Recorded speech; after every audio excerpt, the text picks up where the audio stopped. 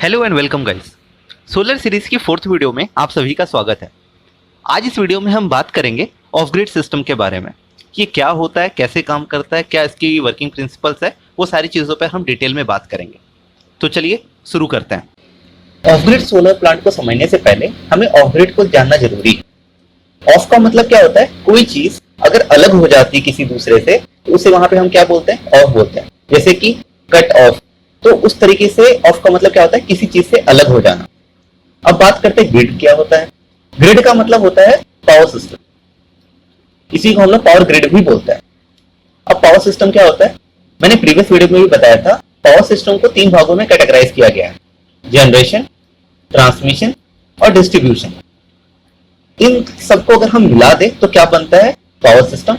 और power system को ही हम क्या बोलते हैं? Power grid. ठीक है, अब बात करते हैं पूरी डिफिनेशन अगर हम इसके हिसाब से मिलाएं तो क्या बनेगा?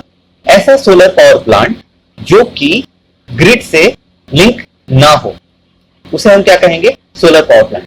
मतलब इसका कोई भी लिंकिंग ग्रिड से नहीं होता है, ये इंडिपेंडेंट होता है।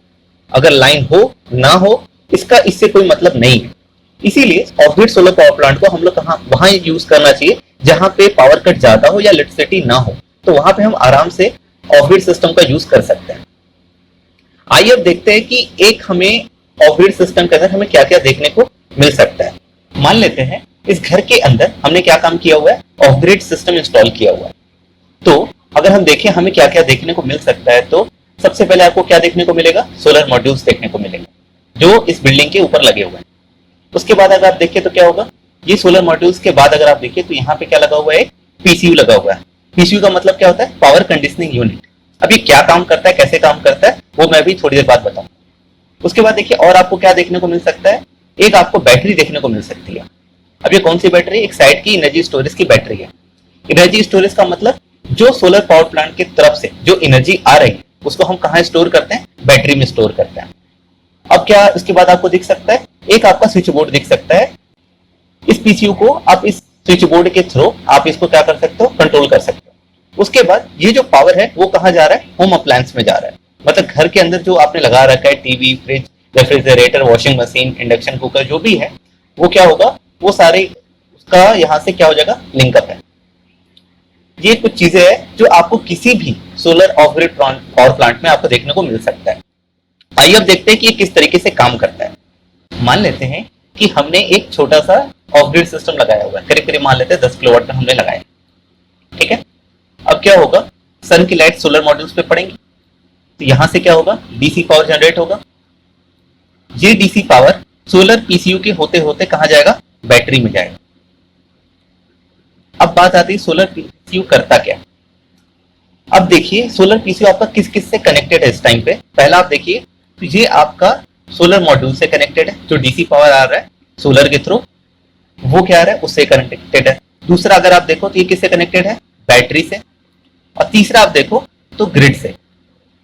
और चौथा देखो ये किससे कनेक्टेड है? आपस अप्लायंसेस से कनेक्टेड है। तो इसका काम क्या है? ये आपका ग्रिड से कितना पावर लेना है, बैटरी से कितना पावर लेना है, सोलर से कितना पावर लेना है, इसको ये कौन मैनेज करता है? सोलर पीसीयू करता है।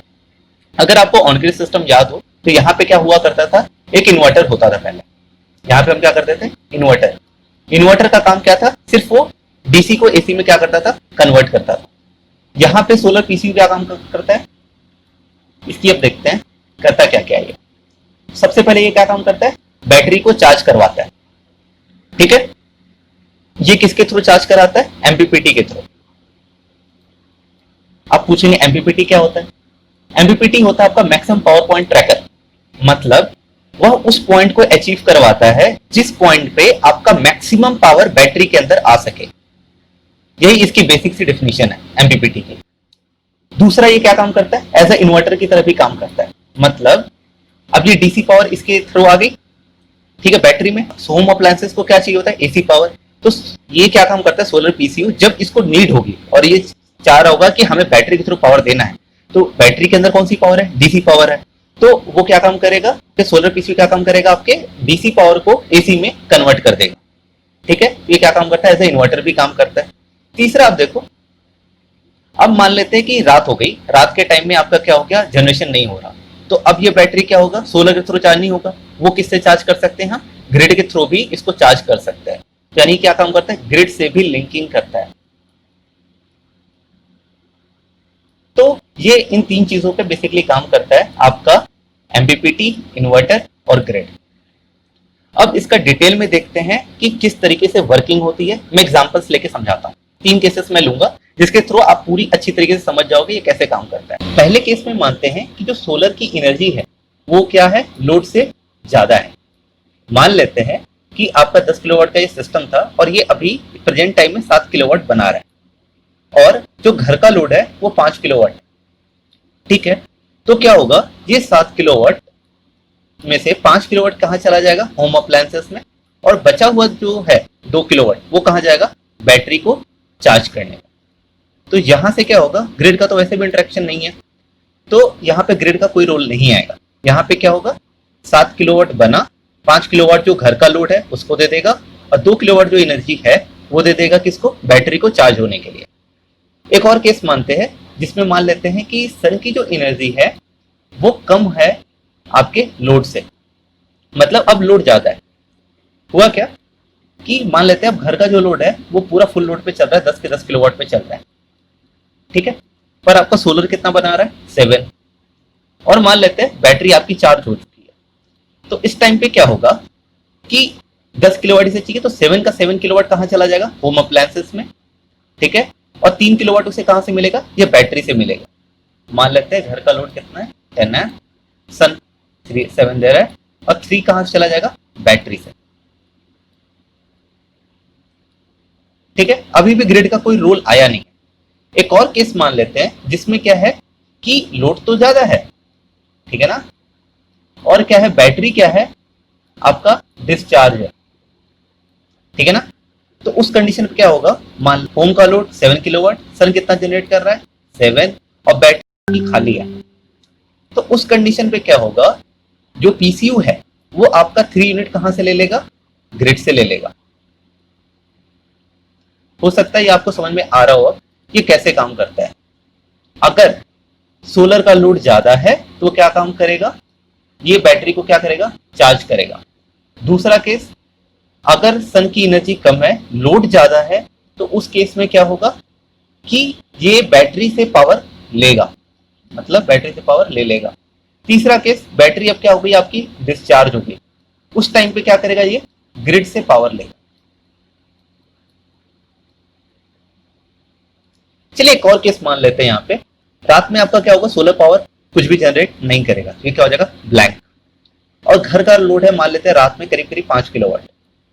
ठीक है, और मान लेते हैं बैटरी क्या है आपकी, फुल चार्ज है। बैटरी अगर फुल चार्ज है तो उस कंडीशन में क्या होगा, बैटरी पूरा का पूरा पावर क्या कर देगा, दे देगा। पूरा का पूरा पावर क्या हो जाएगा, बैटरी ही डिलीवर कर देगा। पर हम मान लेते हैं, एक और केस लेते हैं कि बैटरी चार्ज नहीं है, तो उस कंडीशन में क्या होगा, घर आपका 5 किलोवाट का है। ठीक है, अब क्या हुआ, बैटरी डिस्चार्ज हो गई। ठीक, अब क्या होगा, ये सारा का सारा पावर कौन देगा, ग्रिड देगा। ठीक है, और इसी के साथ में क्या होगा, अगर क्या करेगा, ये बैटरी को चार्ज भी करेगा। ठीक है ना, यहाँ पे क्या होगा, बैटरी की चार्जिंग भी होगी। ठीक है, तो ये पूरा कंप्लीट वर्किंग प्रिंसिपल था ऑफ ग्रिड सिस्टम का। ठीक है, आइए एक बार रिवाइज करके देख लेते हैं टेबल में। ये एक समरी टेबल है जिसके अंदर पहला केस क्या है आपका, देखें आप, तो मान लेते हैं सोलर पावर क्या है, लोड से ज्यादा है। मान लेते हैं सोलर आपका 7 किलोवाट जनरेट कर रहा है और घर का सिर्फ 5 किलोवाट लोड है।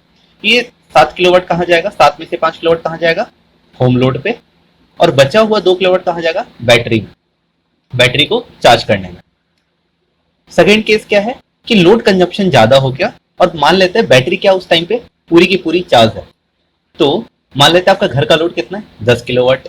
अब क्या होगा कि इसको 7 किलोवाट कौन दे देगा, सोलर दे देगा, और बचा हुआ 3 किलोवाट कौन देगा, बैटरी। ठीक है, ये दोनों मिलके क्या करेंगे, पूरे लोड को ड्राइव करेंगे। तीसरा केस मान लेते हैं लोड क्या है, ज्यादा है, और बैटरी क्या है, डिस्चार्ज है। तो उस कंडीशन में क्या होगा कि 10 में से 7 किलोवाट कौन देगा, सोलर, और 3 किलोवाट बचा हुआ वो कहां से आएगा, ग्रिड से आएगा। यहां पे एक और चीज हो सकती है कि बैटरी क्या हो, चार्ज हो। बैटरी क्या हो सकती है, चार्ज भी हो सकती है। अब ये तो दिन की बात थी, अब रात का देखते क्या हो गया, रात में कैसे काम करेगा। रात में मान लेते हैं आपकी पूरी की पूरी बैटरी चार्ज है, तो जो भी घर का लोड होगा वो कौन चलाएगा, बैटरी चला देगी। ठीक है। दूसरा केस मान लेते हैं बैटरी क्या है, अब आपकी पूरी की पूरी डिस्चार्ज है, तो उस केस में क्या होगा कि जो सोलर है वो रात में क्या करता है, काम नहीं करता है। ठीक है ना। तो बचा हुआ 5 किलोवाट वो कौन देगा, वो ग्रिड देगा। और इस केस में ग्रिड क्या कर सकता है, बैटरी को भी क्या कर सकता है, चार्ज कर सकता है।